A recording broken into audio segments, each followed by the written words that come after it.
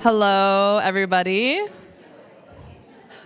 We're so excited to have you all here. This is the third Inspired By of the year for Possible, and we're even more excited to welcome Moorea Seal. I will let her introduce herself and kick things off. Cool. Thank you.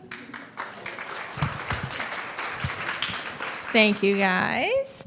So I'm excited to be here and tell you a little bit about my career journey, things that I care about and I believe in my business, and talk about authenticity. I was kind of joking with some people earlier and thinking to myself yesterday, like, oh man, I wish I could just get like really political and like talk all about culture right now, but I won't.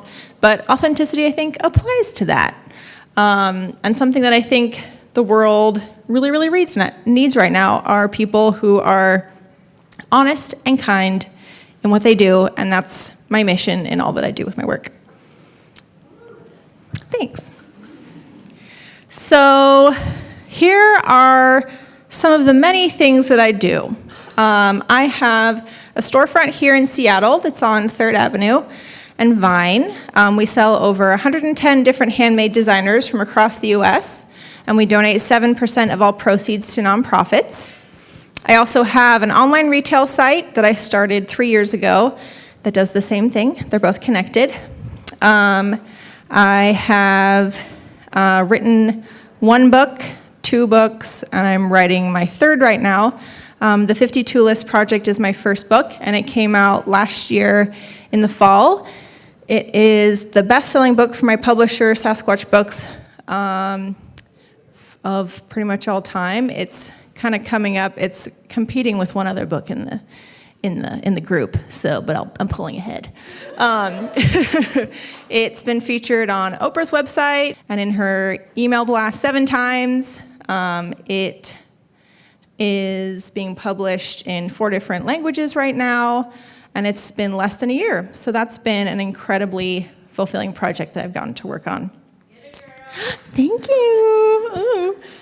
So because of that, I've gotten the opportunity to write a 2nd book called 52 Lists for Happiness, which is obviously focused on happiness, whereas the first book was focused on developing confidence in yourself, taking hold of your personal life story, and using whatever positive and negative to help you as you go forward in your life, all through lists. And then my 3rd book that I'm working on right now is all about how to invest in your home while investing in yourself at the same time. And that comes out next year, along with possibly another journal. I've also this year been developing my own jewelry line.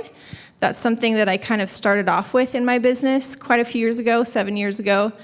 So this year in the fall, I'll be presenting at 3 trade shows, my jewelry line, home office line, and some paper goods I've developed too. And then beyond all of those crazy, exhausting, but exciting things, I also have done a lot of social media work because I have 1 million followers on Pinterest and I have 40,000 on Instagram, and those have afforded me opportunities to work with major brands like Nordstrom and Gap and Madewell, P&G, and also because of those large platforms that I have, I really care about being an advocate for mental health. I talk a lot about being someone who struggled with depression and anxiety my entire life. I tell Snapchat every week that I go to therapy on Thursdays and we should all talk about it. I care about women's issues and gay rights and a million other things I think everybody else should care about too. And I talk about that in both my business sphere and through Snapchat and Instagram in different spaces. So that's just a tiny bit of the things that I do. How did I get here though?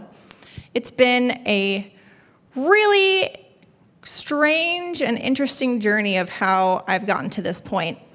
I graduated from SPU here in Seattle in 2009. Should have graduated in 2008, but I did a victory lap because I was an illustration major. Changed my major 5 times. And I unfortunately graduated in an economic recession with an illustration degree. I had no idea what I was going to do. There were no jobs. I had a friend who had applied to work at a coffee shop, and there were 400 applicants. It was just a really scary time to be graduating. So one of my friends had a blog, and it definitely wasn't what it is now, which kind of feels a lot more privileged, I would say. But back when I started my blog, I kind of used it as a space just to force myself to create. I thought, okay, I don't know if anybody's watching, but I don't have anything to do, and I have no money, so I'm stuck in my house eating spaghetti, so I just need to make stuff and see if anybody latches on.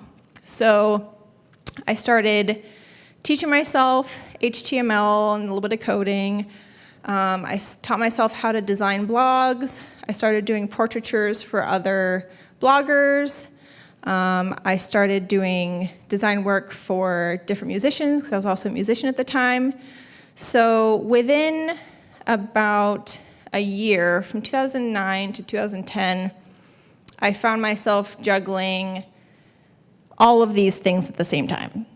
I was blogging 7 to 10 times a week, which I'm not sure how that was happening. I was a live-in nanny for a family of 5 in a 3-bedroom apartment. I also nannied for another family 40 hours a week. I was an art assistant to a sculptor named John Grade, who's here in Seattle. I taught myself jewelry making and started an Etsy shop as a way to just make some money and do something creative. I was a musician because music is something that I love. I don't have time for it now, but it was another avenue to express myself. Doing graphic design, illustration, and blog design. So I just was hustling because there was no other choice. I would sit at my desk and work from morning till night, and I would cry sometimes because I couldn't afford a cup of coffee down the street because I knew I needed to reinvest every single dollar that I had back into my business just to do something. I needed purpose, and I needed something creative, so I just did it. With all of that, by 2012, I discovered, kind of from 2009, 2012, all these different social media platforms kind of started popping up. And Pinterest became a space for me that not only helped me in my business, but helped me in just personal fulfillment. I started using it when it was in beta mode as a way to create inspiration boards for my design clients. And then at night, when I needed a break from my work, I just played for like an hour, and I pinned all the things I wish I could afford, but I couldn't have. So I just created, I think I had like 120 boards at one point, like down to beautiful eyebrows, like graphic design, bathrooms, everything. It became this really, really fun way for me to kind of create a visual reflection of every single thing I could think of that I loved. And it was the first time in my life as someone who identified as an artist from a really, really young age. It was the first time that I felt like, oh, I see me. I see my creative vision. I see how the tiles in that bathroom reflect the arc of that eyebrow. I see how this dress, the shape and the design and the fit is similar to this pillowcase. It all just kind of started to flow. I saw the patterns, I saw the colors that I love, I saw the textures, I saw the attitude and the personality. And that was the first time that I just felt validated in my own vision. I remember being 8 years old, and I saw on TV that there was like some 6-year-old in Russia who was like painting paintings that were worth millions of dollars, and she was ahead of the, I just thought like, Moorea, get it together. You're 8 years old, like why aren't you on top of this? Like seriously, work harder. Try and figure out what you like. I've been that crazy person who's on a mission to find her creative vision from like day one of life, and it wasn't until I was 25 that I figured it out.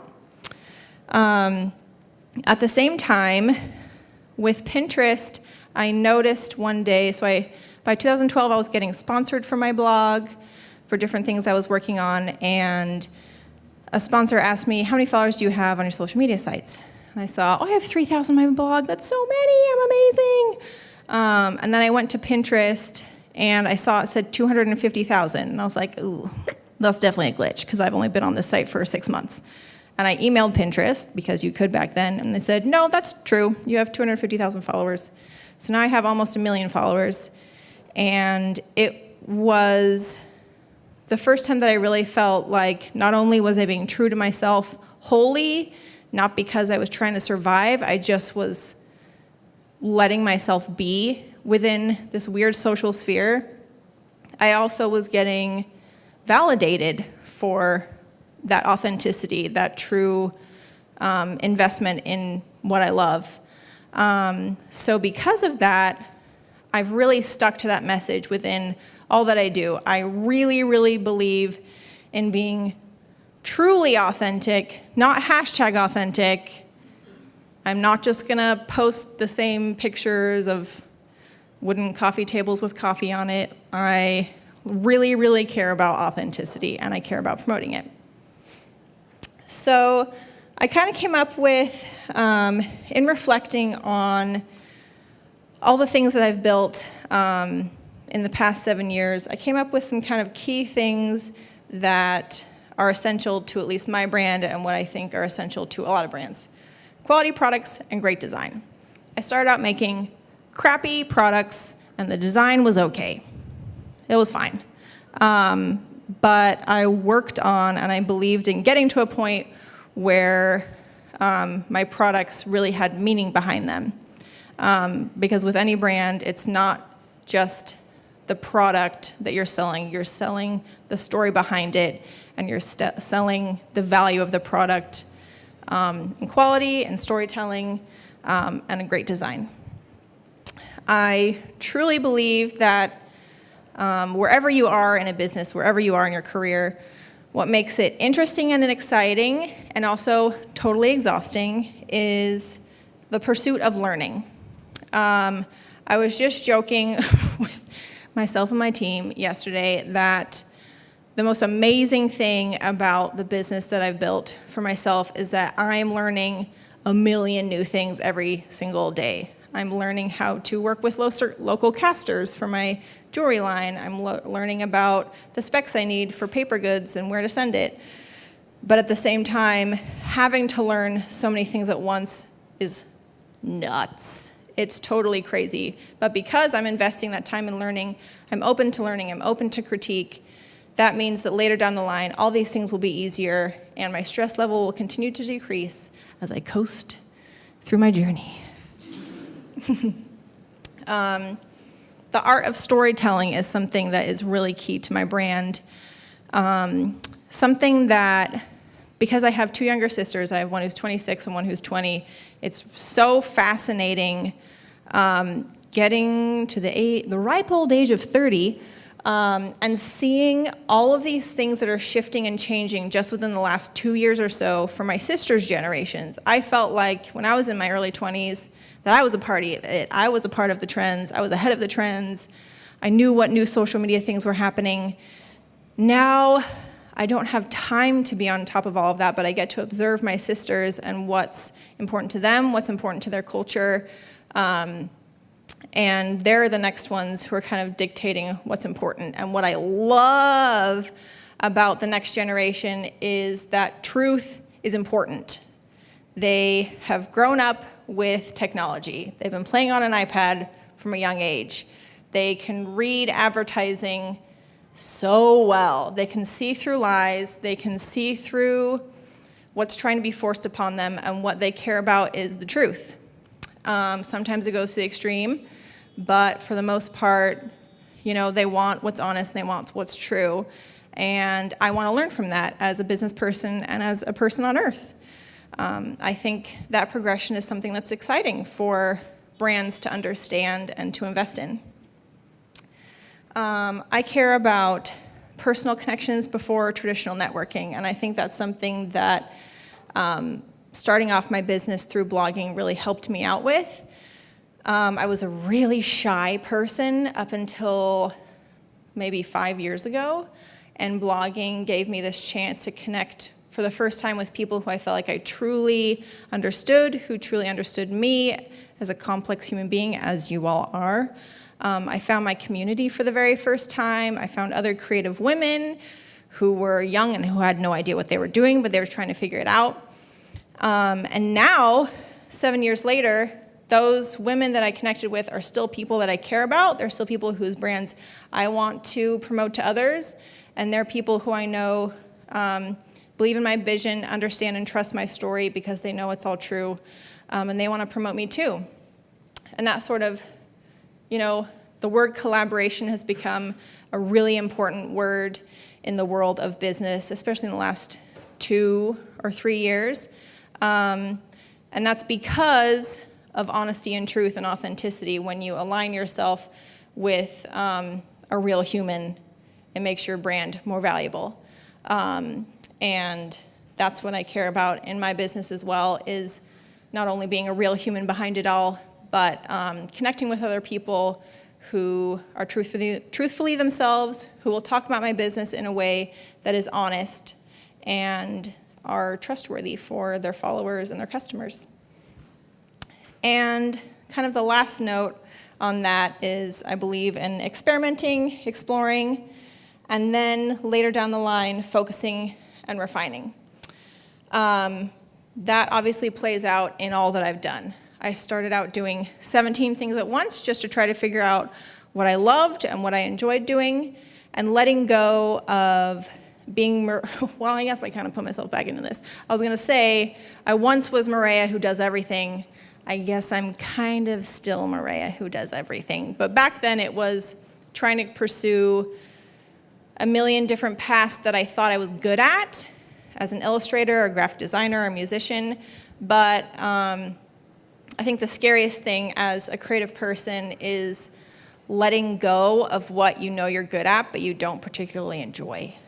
It's really hard, especially if for so much of your life you've been known as blah, blah, blah, who paints, blah, blah, blah, who's really good at graphic design, blah, blah, blah, who's a good singer. You're allowed to be more than just your talents, and you're allowed to become good at things that you're not good at yet, and setting aside the things that you are currently good at, because if it's not fulfilling you, it's exhausting and maybe it's a waste of time. You can come back to it later. One thing for me in that way was jewelry design. I started out doing a lot of jewelry design. At a certain point after taking a lot of jewelry design classes, I wasn't satisfied with what I was doing, so I put it off, and I focused on promoting other people's jewelry through my own business. Same with illustration. I had gone to school for art, and I had worked so hard at it and tried to perfect it, but then when I started doing it professionally, I realized I didn't even like my own line. I didn't like the shape and the movement that my hand and my arm naturally makes. And as someone who was self-identified as an artist my whole life, it was very hard to let go of that talent and that identity. But in allowing myself to just put it aside for a second, that gave me the chance to become the person that I am now, and the person who has been productive and been creative, and getting to the points that I am at now. I can use the skills that I built already, put off for a while, and use them in a more precise way for the career path that I have now. So, what else shall I tell you about?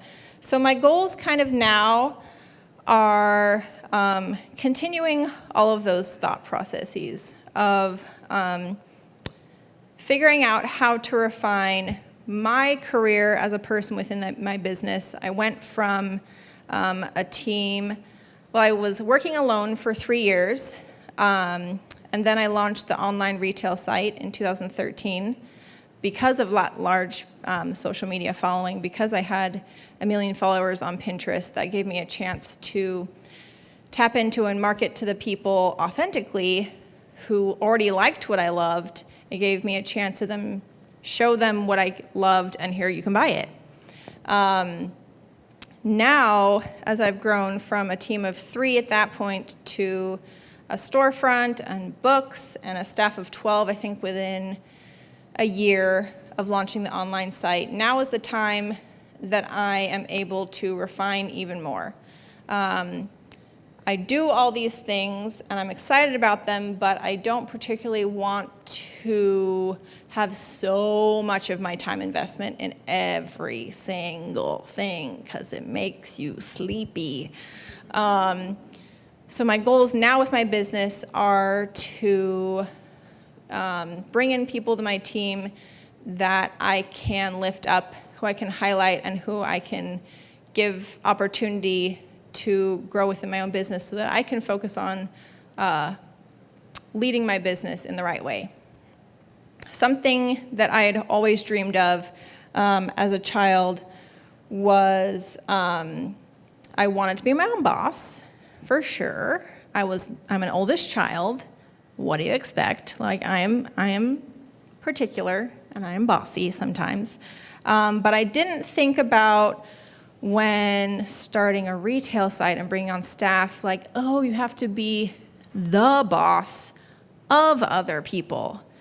That is probably the biggest challenge for me as someone who seeks to be authentic and honest, is it's not my job for my staff to see when I'm exhausted, because I don't want them pushing themselves so hard that they're exhausted as me. The biggest challenge for me, and I think something that is probably a negative side effect of the current culture of every woman saying, like, I want to be a girl boss. There's a lot of fantasy to that, and it was totally beneficial for me in my business to pursue the fantasy, so then I had to be faced with the reality and overcome it.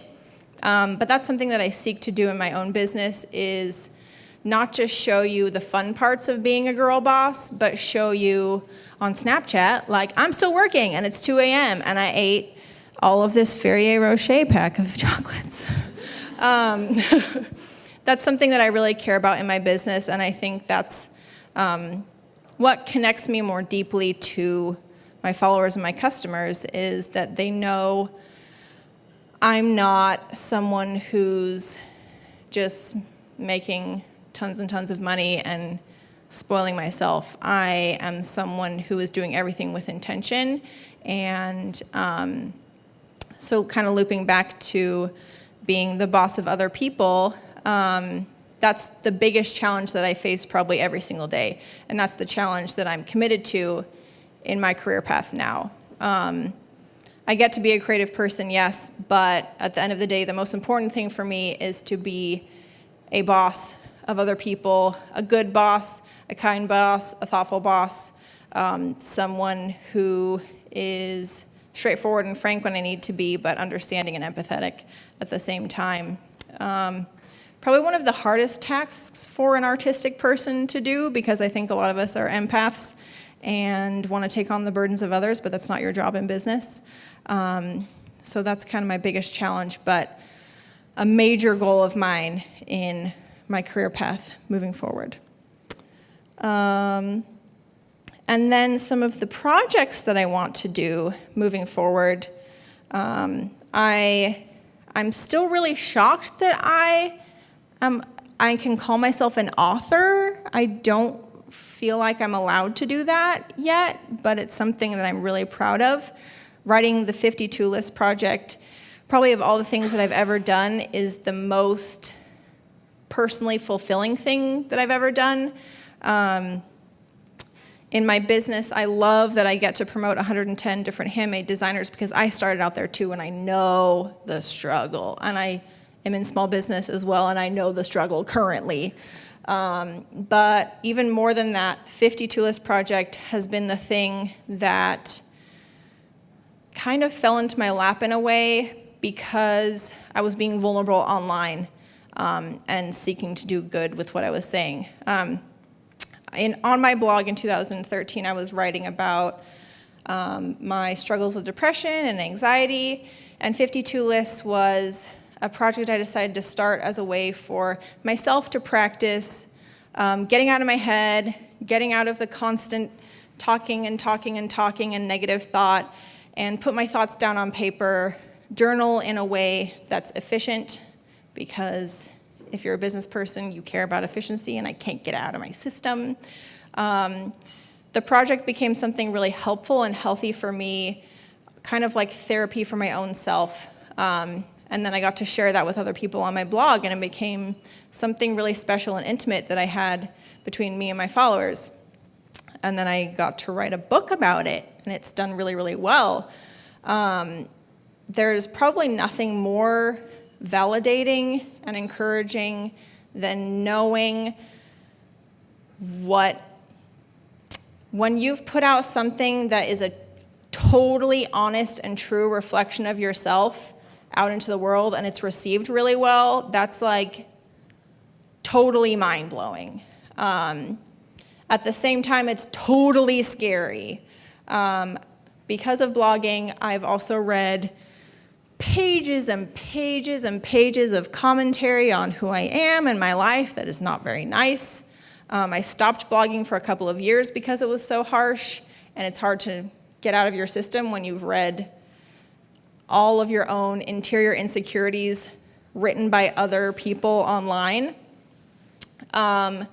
But in life and in business, what is fulfilling is acknowledging the hard things that are there and that are present, acknowledging the hard things that happen outside of yourself, and still pushing forward amidst them, because that is when you show your true authentic self, and that's when you gain true fulfillment, is when you know you've worked your hardest, shit happens, and you keep going forward. And that is like my book for me.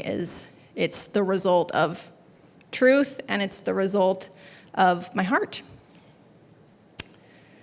So the last kind of thing I want to tap on is the importance being a brand.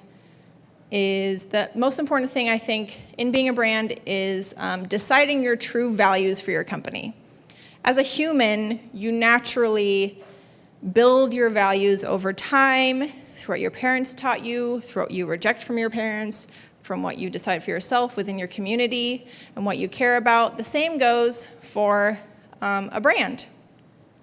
Because when you decide at the beginning or anywhere that you're at in your business, when you decide these are our core values, these are the things that we care about, it becomes so much easier to make big decisions later down the line when you're having to be faced with, for example, my company just brought on an investor for the first time. Because we're honest about our values, we care about investing in people, we care about storytelling, we care about the truth of where products are made. That helps to guide us in our choices of what investor we bring on, what their core values are. There's so many people that you can work with in the world that have skills. Everybody has skills, but you want to find the right people to work with whose skills make sense with your skills and your values. So that, I think, is the most core thing if you're starting your own business or in your personal life. Think about your values and surround yourself with people that pursue the same values. My husband works at Rover, which is a tech dog sitting company here in Seattle. And he was just kind of telling me about, at one of their latest meetings, they were talking about their kind of company value system and how with a contract, if you break it, it's over. But with a covenant or something more relational focused, when you make a promise and when you invest in something, you're allowed to mess up, you're allowed to make mistakes, but you keep pursuing the same true vision. And that, I think, is what a business needs and what my company pursues.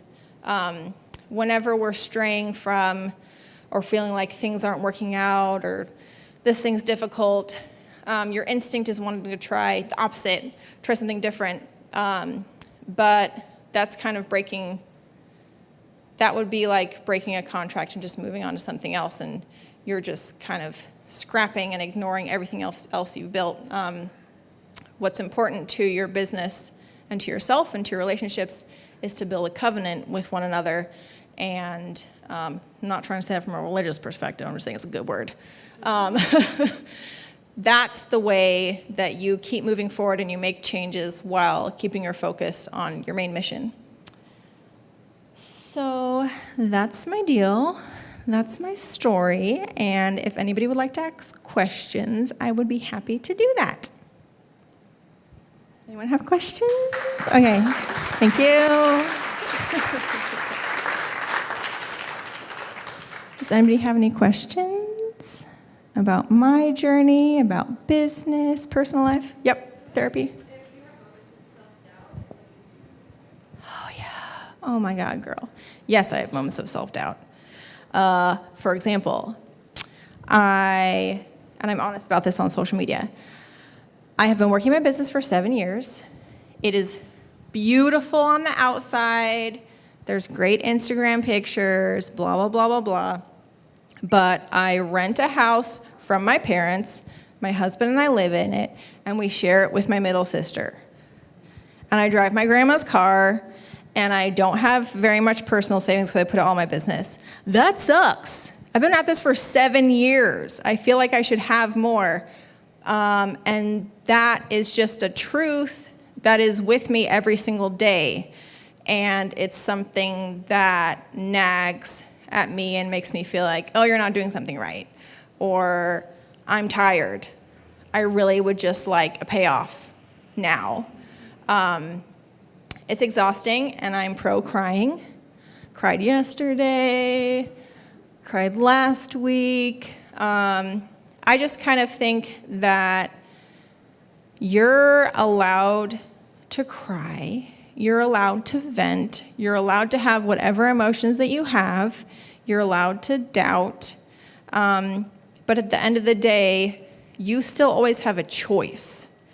And that's what keeps you going, is making a choice and believing that you have the will. And no one else can tell you, only you can tell you that. The first time that I probably realized that, when I went to college my freshman year, I didn't want to go there. I wanted to go to college, but I didn't want to go to the one that I got into and got a full ride to. My parents made me apply there, but I went anyways. I had a good attitude. My roommates were absolutely insane. My dorm, the security guard of my dorm was in a gang, and he stole from 10 of the rooms. People peed in the hallways. People ripped phones off. It was like a jungle. It was crazy, and I was a shy person, and I didn't want to be there. I got to a point where I was extremely depressed. I was sleeping till 4 p.m., doing my classwork, staying up till 6 a.m. I had 2 friends, and I just was miserable. And I felt like, what is the point of my life? I wasn't suicidal because my great-grandfather committed suicide. My mom was suicidal. Both my sisters have been suicidal. So I know the hardships of life for reals. But it wasn't until, like I said, I was a musician. It wasn't until I wrote a song called Thistles. I was writing it from the perspective of, like, I am under a lot of stuff. I am under leaves. I feel trampled. I can't see sunlight. It's dark. But I realized, okay, crap. I don't want to write a song that ends on that note. I don't want the end of my song to be, and I'm still stuck. Ta-da! I thought, okay, I can create a moral to this story. I can find a way to end this song on a positive note. And I did it. And then I thought, if I can do that for a song, if I can write that, if I can think it, then I have the opportunity and I have the choice always to come out of the shitty stuff of life and keep going. So that's my attitude every single day. There's just, the more you do, the more shitty stuff gets piled up too at the same time. Wah, that's life. Cry about it, and then just keep chugging along and be proud of yourself. And it takes practice. Therapy, also great. Super great. If I could go to therapy every morning and then ride a roller coaster, that would be like, oh, what a refreshing way to start the day. Yeah, that's the dream. So yeah, I have doubt every single day, but I just keep chugging along because I got to. Yep, long-winded answer. Yes, lady right here.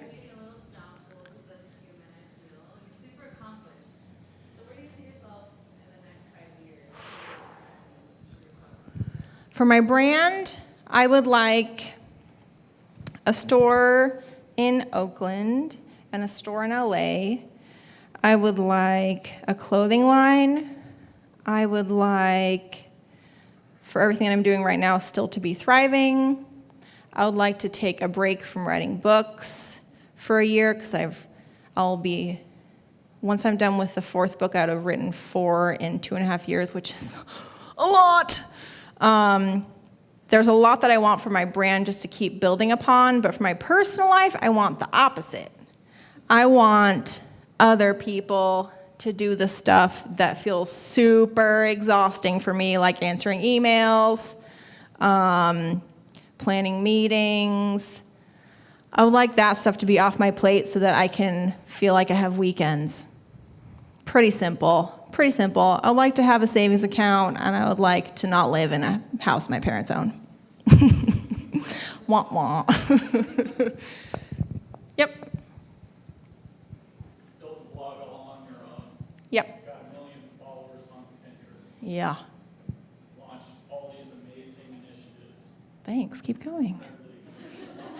Before all of that started, before you saw your first 1,000, there is always a Yes. sense of fear of failure. Yes. You had this goal, you didn't know it was going to happen. Mm-hmm. What did I What do? was that fear of failure like, and how, looking back on it, did you find the will, the strength, and the power to overcome it? Well, I think I'll talk therapy words, family of origin. My family dynamic in a lot of ways growing up was Moorea, take care of everyone else. Because of my life story, I have understood the value of sacrifice and trusted that sacrifices lead you somewhere. In the beginning, it was a nice combination of pure survival and a trust that because of the crap that I've experienced in my life, the stuff that I've overcome in my personal life, hard stuff with family, not ever letting myself be suicidal, but get to the darkest point that's as close as possible. Because I understood what living life with depression and anxiety means, I feel like I've had a lot of practice with hardship. And I tried to apply that personal understanding of hardship to whatever I start next. It's the same deal. And surviving. It's a lot easier to do really hard things when you don't have any other choice.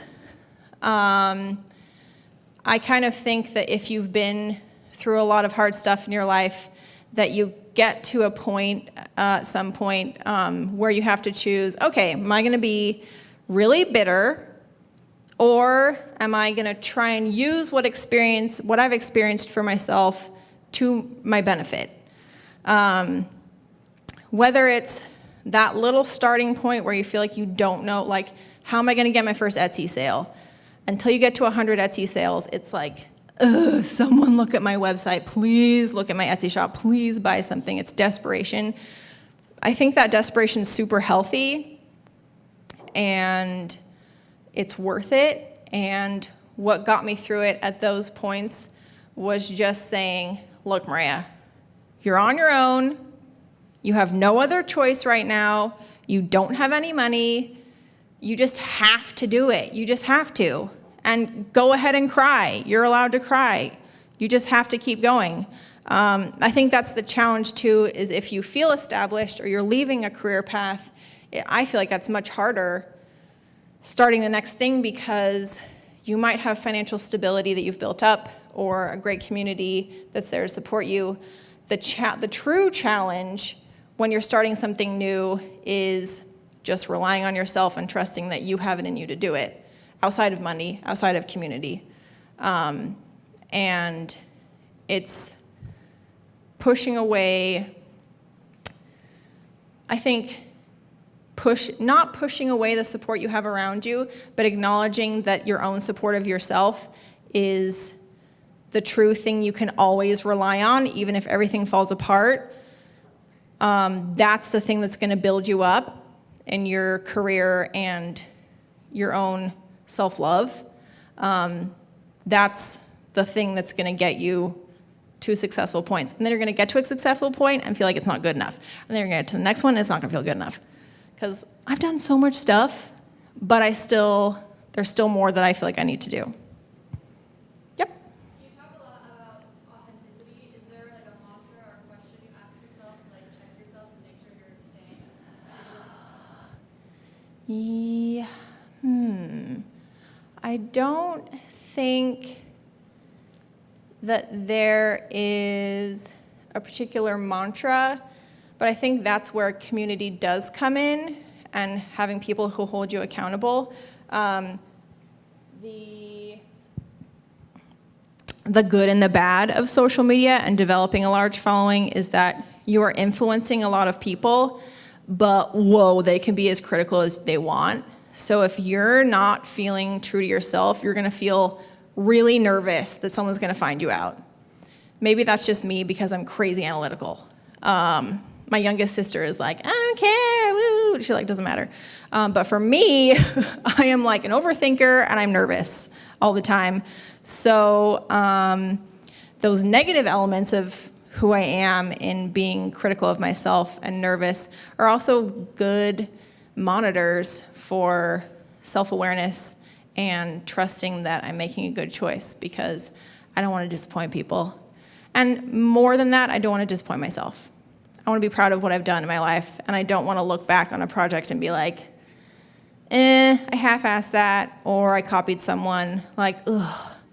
I'm a future thinker. I want myself in the future to be super proud, and that's probably, I guess that would be the mantra is, Moorea, in 10 years, you're going to be happy with what you just did right now. Any other questions? This was a nice therapy session. Thank you, guys.